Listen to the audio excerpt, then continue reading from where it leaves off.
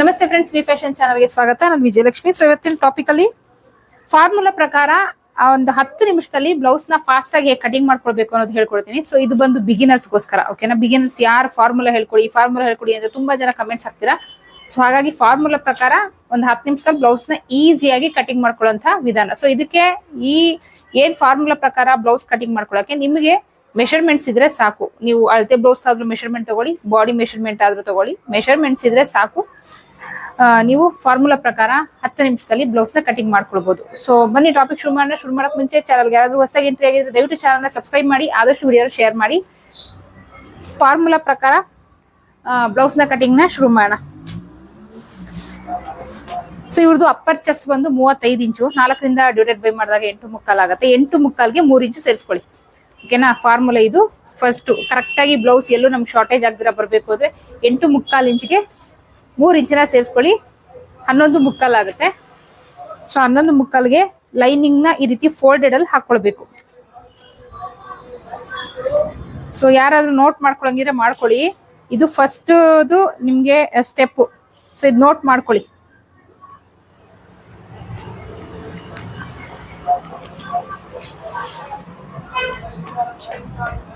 Cut ಮಾಡ್ಕೊಳ್ಳೋಣ.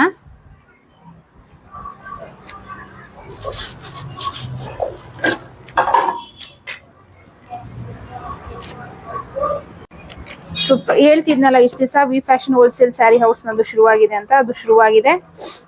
Description box ಅಲ್ಲಿ ನನ್ನ ಶಾಪ್ ಅಡ್ರೆಸ್ ಕೂಡ ಕೊಟ್ಟಿರ್ತೀನಿ.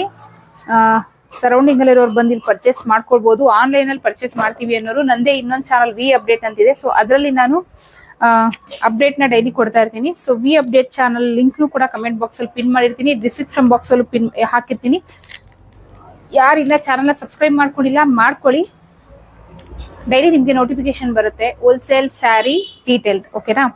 ಸೊ ಇವಾಗ ಕಟ್ ಮಾಡ್ಕೊಂಡಿದ್ದಾಯ್ತು. ನೆಕ್ಸ್ಟ್ ಲೆಂತ್ ಹಾಕೊಳ್ಳೋಣ. ಫಸ್ಟ್ ಲೆಂತ್ ಇವ್ರದ್ದು ರೆಡಿ 13 ಇಂಚು, ಅದಕ್ಕೆ 1 ಇಂಚು ಸೇರಿಸಿ 14 ಇಂಚಿಗೆ ನಾನು ಇಲ್ಲಿ ಮಾರ್ಕ್ ಹಾಕ್ತಾ ಇದ್ದೀನಿ.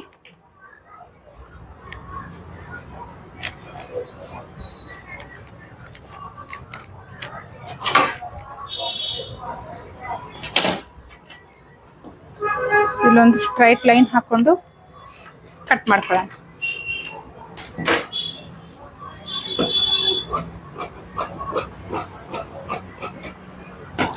ಸೊ ನೆಕ್ಸ್ಟ್ ಬ್ಯಾಕ್ ಪಾರ್ಟ್ಗೆ, ಫ್ರಂಟ್ ಪಾರ್ಟ್ಗೆ ನಾವು ಆಮೇಲೆ ತಗೊಳ್ಳೋಣ.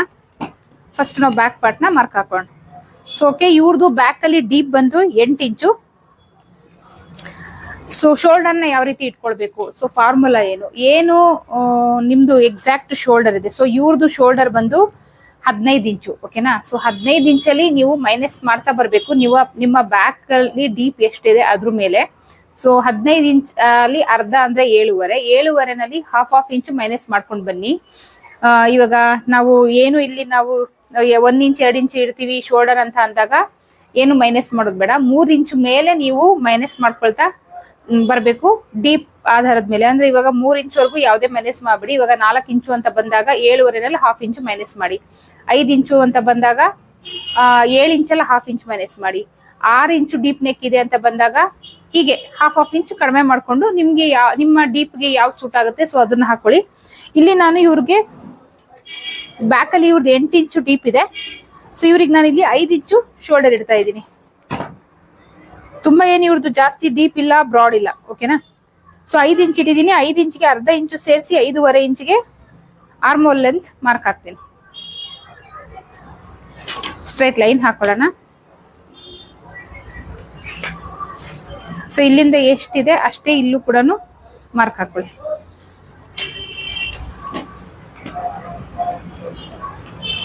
ಎದೆಯ ಸುತ್ತಳತೆಯ 4ನೇ ಒಂದು ಭಾಗ ಅಂದ್ರೆ ಇವ್ರದ್ದು 35 ಇಂಚು ಅಂದ್ರೆ 4ರಿಂದ ಡಿವೈಡೆಡ್ ಬೈ ಮಾಡಿದಾಗ 8.75 ಆಗುತ್ತೆ. 8.75 ಇಂಚಿಗೆ ಮಾರ್ಕ್ ಹಾಕೊಳ್ಳೋಣ. 2 ಇಂಚು ಸಿಮ್ಮಿಂಗ್ ಲೈನ್ಸ್ಗೆ. ಇಲ್ಲಿಂದ 1/4 ಇಂಚ್ಗೆ ಮಾರ್ಕ್ ಹಾಕೊಂಡು ಆರ್ಮೋಲ್ ಶೇಪ್ ಕೊಡೋಣ. ಸೊ ನೆಕ್ ಬಿಡ್ತು ನಾನು ಇಲ್ಲಿ ಇವ್ರಿಗೆ 2 ಇಂಚ್ ಇಡ್ತೀನಿ. ಸೊ ಬ್ಯಾಕ್ ಅಲ್ಲಿ ಇವ್ರದ್ದು ಡೀಪ್ ಬಂದು 8 ಇಂಚು, ಅದಕ್ಕೆ ಅರ್ಧ ಇಂಚು ಸೇರಿಸಿ 8.5 ಇಂಚಿಗೆ ಮಾರ್ಕ್ ಹಾಕ್ತೀನಿ. ಬ್ಯಾಕ್ ಅಲ್ಲಿ ಬ್ರಾಡ್ ಬಂದು ಇವ್ರದ್ದು 3 ಇಂಚು ಬರುತ್ತೆ. ಸೊ 3 ಇಂಚಿಗೆ ಮಾರ್ಕ್ ಹಾಕಿ ನಾನು ಇಲ್ಲೊಂದು ಬಾಕ್ಸ್ ಹಾಕೊಂಡು ರೌಂಡ್ ಶೇಪ್ ಹಾಕ್ತೀನಿ.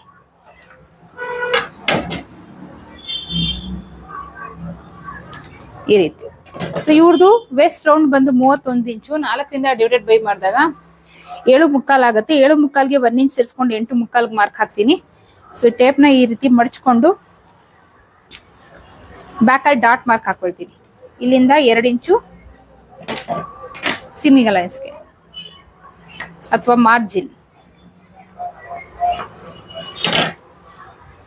ಸೊ ಇಲ್ಲೊಂದು ನಾನು ಒಂದು 4 ಇಂಚು ಡಾಟ್ ಲೆಂತ್ ಇಡ್ತಾ ಇದ್ದೀನಿ. ಇಲ್ಲಿ 1 ಇಂಚ್ ಅಗಲ ಎಕ್ಸ್ಟ್ರಾ ತಗೊಂಡಿದ್ದಲ್ಲ, ಈ ಕಡೆ 1/2 ಇಂಚ್, ಈ ಕಡೆ 1/2 ಇಂಚು ನೋಡಿ, ಈ ರೀತಿ ಮಾರ್ಕ್ ಹಾಕೊಳ್ಳಿ.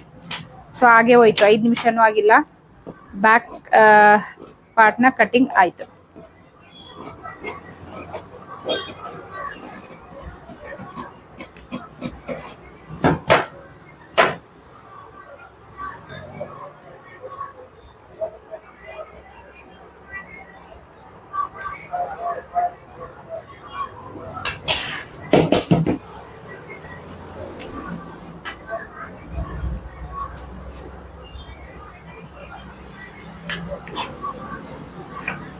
ಸೊ ಬ್ಯಾಕ್ ಪಾರ್ಟ್ ಆಯ್ತು.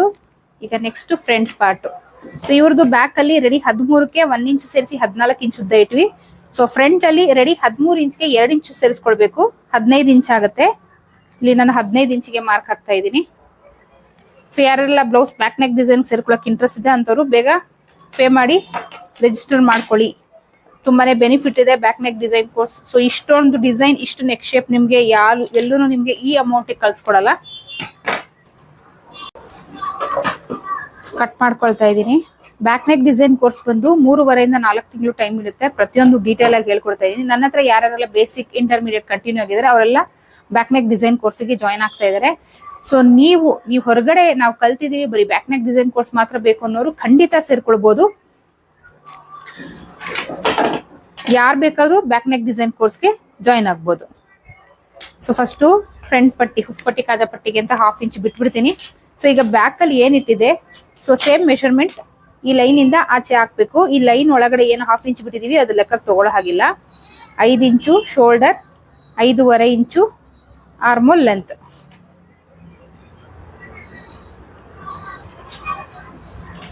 ಸ್ಟ್ರೈಟ್ ಲೈನ್ ಹಾಕೊಳ್ಳೋಣ. ಇಲ್ಲಿ 5 ಇಂಚ್ ಇದೆ, ಅದೇ 5 ಇಂಚಿನ ಇಲ್ಲೂ ಕೂಡ ಇಟ್ಕೊಳ್ಳೋಣ. ಇಲ್ಲೊಂದು ಸ್ಟ್ರೈಟ್ ಲೈನ್ ಹಾಕೊಳ್ಳಿ. ಎದೆ ಸುತ್ತಳತೆಯ 4ನೇ 1 ಭಾಗ 8.25 ಇಂಚು, 1/2 ಇಂಚು ಇಲ್ಲೊಂದು ಡಾಟ್ ಬರುತ್ತಲ್ಲ, ಆ ಡಾಟ್ಗೋಸ್ಕರ 1/2 ಇಂಚ್ ಎಕ್ಸ್ಟ್ರಾ ತಗೊಳ್ಳಿ, ಆಯ್ತಾ. ಅದಾದ್ಮೇಲೆ ಇಲ್ಲಿಂದ 3/4 ಇಂಚಿಗೆ ಮಾರ್ಕ್ ಹಾಕೊಂಡು ಫ್ರಂಟ್ ಹಾರ್ಮೋಲ್ ಶೇಪ್ ನ ಮಾರ್ಕ್ ಹಾಕೊಳ್ಳೋಣ.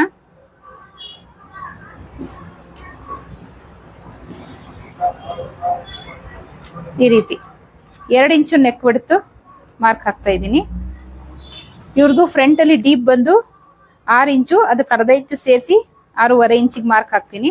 ಇಲ್ಲಿ ಎಷ್ಟಿತ್ತು 2 ಇಂಚು, ಅದೇ 2 ಇಂಚಿನ ಇಲ್ಲೂ ಕೂಡ ಇಟ್ಕೊಳ್ತೀನಿ. ಇಲ್ಲೊಂದು ಲೈನ್ ಡ್ರಾ ಮಾಡ್ಕೊಳ್ಳೋಣ. ಸೊ ಇಲ್ಲಿ ನಾನು ರೌಂಡ್ ನೆಕ್ ಕೊಡ್ತೀನಿ. So next apex point. So apex point ಅಥವಾ ನಿಪಲ್ ಪಾಯಿಂಟ್ ಅಂತ ಕರಿತೀವಿ.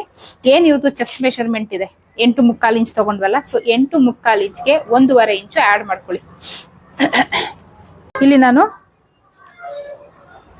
8.25 ಇಂಚ್ಗೆ 1.5 ಇಂಚ್ ಆಡ್ ಮಾಡಿದ್ರೆ 10.25 ಇಂಚ್ ಆಗುತ್ತೆ. 10.25 ಇಂಚ್ಗೆ ನಾನು ಇಲ್ಲಿ ಮಾರ್ಕ್ ಹಾಕ್ತಾ ಇದ್ದೀನಿ.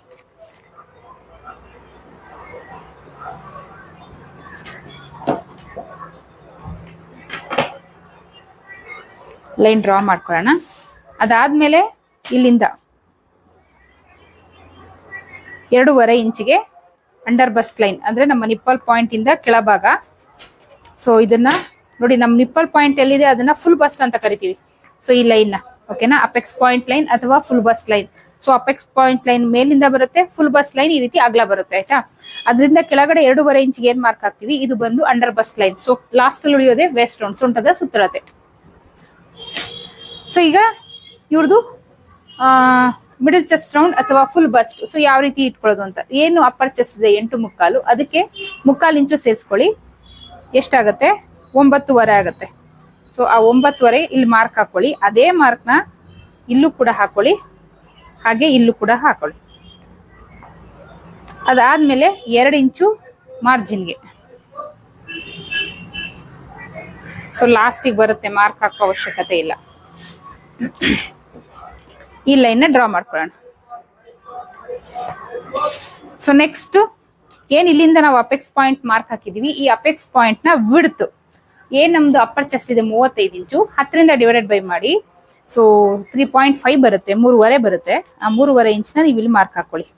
ಸೊ ಅದೇ 3.5 ಇಂಚ್ನ ಇಲ್ಲೂ ಕೂಡ ಮಾರ್ಕ್ ಹಾಕೊಳ್ಳಿ. ಮಾರ್ಕ್ ಹಾಕೊಂಡು ಇಲ್ಲೊಂದು ಲೈನ್ ಹಾಕೊಳ್ಳಿ. ನೆಕ್ಸ್ಟ್ ಇದರ ವಿಡ್ತ್ ಮೇನ್ ಡಾಟ್ ಇದು. ಈ ಮೇನ್ ಡಾಟ್ಗೆ ನಮ್ಗೆ ಅಗಲ ಬೇಕು. ಸೊ ಯಾವ ರೀತಿ ಅಗಲ? ಸೊಂಟದ ಸುತ್ತಳತೆ ಎಷ್ಟಿದೆ?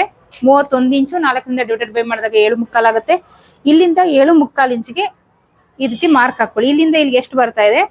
1.25 ಇಂಚ್ ಬರ್ತಾ ಇದೆ. 1.25 ಇಂಚ್ನ ಎರಡೂ ಕಡೆ ಡಿವೈಡ್ ಮಾಡಿ ಈ ರೀತಿ ಮಾಡ್ಕೊಂಡು ಈ ರೀತಿ ಮಾರ್ಕ್ ಹಾಕೊಳ್ಳಿ. ನಮ್ಮ ಮೇನ್ ಡಾಟ್ ರೆಡಿ ಆಯ್ತು. ಅದಾದ್ಮೇಲೆ ಈ ಲೈನ್ ಇದೆಯಲ್ಲ, ಈ ಲೈನ್ ಇಂದ ಮೇಲಕ್ಕೆ 1 ಇಂಚು ಮೇಲಕ್ಕೆ ಈ ರೀತಿ ಮಾರ್ಕ್ ಹಾಕೊಂಡು ನೋಡಿ ಈ ರೀತಿ ಶೇಪ್ ಕೊಡಿ. ನಮ್ಮ ಫ್ರಂಟ್ ಪಟ್ಟಿ ರೆಡಿ ಆಯ್ತು. ಅದಾದ್ಮೇಲೆ ಇಲ್ಲಿಂದ 2 ಇಂಚು ಮೇಲಕ್ಕೆ ಒಂದು ಮಾರ್ಕ್ ಹಾಕೊಂಡು ಇಲ್ಲಿಂದ 1.25 ಇಂಚಿಗೆ ಮಾರ್ಕ್ ಹಾಕೊಳ್ಳಿ. ಸೊ ಇದು ನಮ್ಮ ಎರಡನೇ ಡಾಟ್. ಅದಾದ್ಮೇಲೆ ಇಲ್ಲಿಂದ 2 ಇಂಚಿಗೆ ಮಾರ್ಕ್ ಹಾಕೊಳ್ಳಿ. ಮತ್ತೆ ಈ ಪಾಯಿಂಟ್ ಇಂದ 1.25 ಇಂಚಿಗೆ ಮಾರ್ಕ್ ಹಾಕೊಂಡು ಲೈನ್ ಹಾಕೊಳ್ಳಿ. ಇದು ನಮ್ಮ 3ನೇ ಡಾಟ್. ಇಲ್ಲಿಂದ 1.25 ಇಂಚಿಗೆ ಮಾರ್ಕ್ ಹಾಕಿ ಈ ರೀತಿ ಲೈನ್ ಹಾಕೊಳ್ಳಿ. ಇದು ನಮ್ಮ 4ನೇ dot. So front part finished. ಎಲ್ಲ ಕಡೆ ಫಾರ್ಮುಲಾ ಯೂಸ್ ಮಾಡಿ 10 ನಿಮಿಷದಲ್ಲಿ ಕಟ್ ಮಾಡ್ಕೊಳ್ಬಹುದು ನೀವು ಇದನ್ನ. ಸೊ ಬಿಗಿನರ್ಸ್ ಯಾರೆಲ್ಲ ಫಾರ್ಮುಲಾ ಹೇಳ್ಕೊಡಿ ಅಂತ ಕೇಳ್ತಿದ್ದೀರಾ, ಸೊ ಇದರಲ್ಲಿ ಪ್ರತಿಯೊಂದನ್ನು ಫಾರ್ಮುಲಾ ಪ್ರಕಾರನೇ ಹೇಳಿರೋದು. ಸೊ ಸ್ಲೀವ್ ಅಷ್ಟೇ ನಾನು ಅದೇ ತರಾನೇ ಹೇಳ್ಕೊಡ್ತೀನಿ.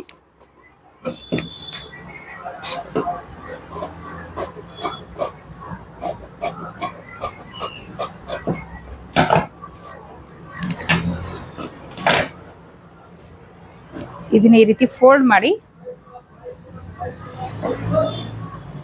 ಪ್ರೆಸ್ ಮಾಡ್ಕೊಳ್ಳಿ. ಇಲ್ಲಿ ಕಟ್ ಮಾಡ್ಕೊಳ್ಳೋಣ.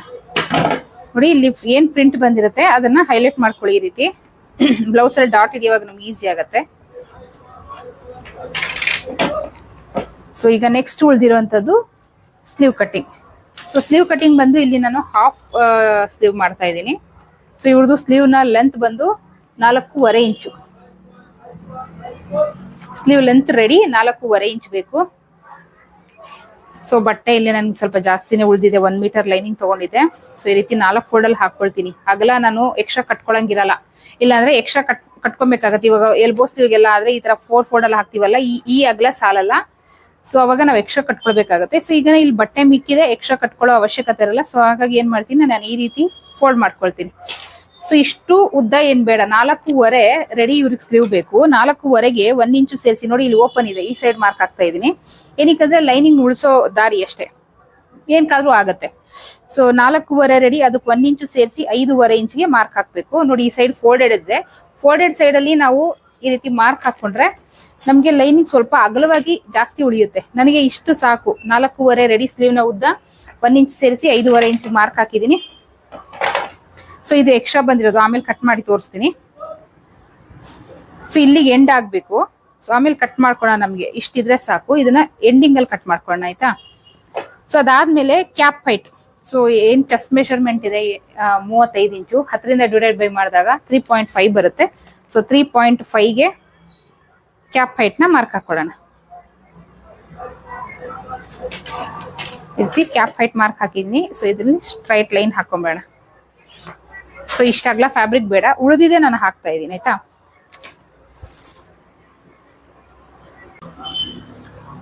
ಸೊ ಇವ್ರದ್ದು arm hole round. So back part ಅಲ್ಲಿ ನಾವು ಎಷ್ಟು ಕಟಿಂಗ್ ಮಾಡ್ಕೊಂಡಿದೀವಿ ಅಷ್ಟೇ ಇಡಬೇಕು.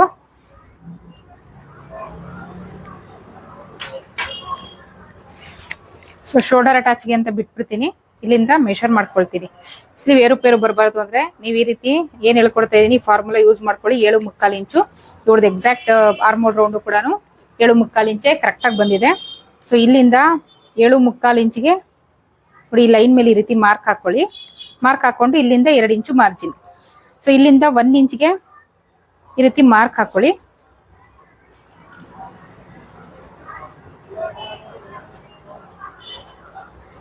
ನೋಡಿ ಈ ರೀತಿ ಮಾರ್ಕ್ ಹಾಕೊಳ್ಳಿ. ಅದಾದ್ಮೇಲೆ ಇದು ಫ್ರಂಟ್ ಸ್ಲೀವ್ ಶೇಪ್.